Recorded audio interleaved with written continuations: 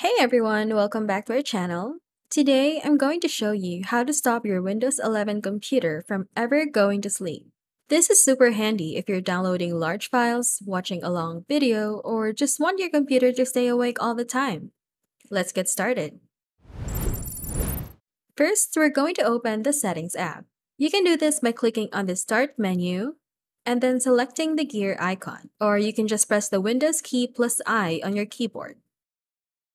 Once you're in Settings, click on System. Next, go to the Power and Battery section. Click on Screen and Sleep.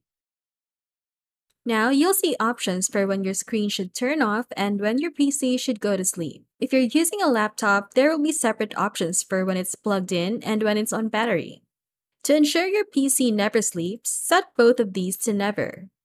You can also adjust the screen timeout settings here. This will only change when your display turns off and won't affect the sleep settings.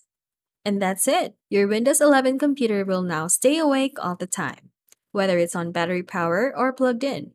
Remember, keeping your computer on all the time can use more power, so make sure it's what you really want. Don't forget to like this video if you found it helpful and subscribe for more tips and tricks.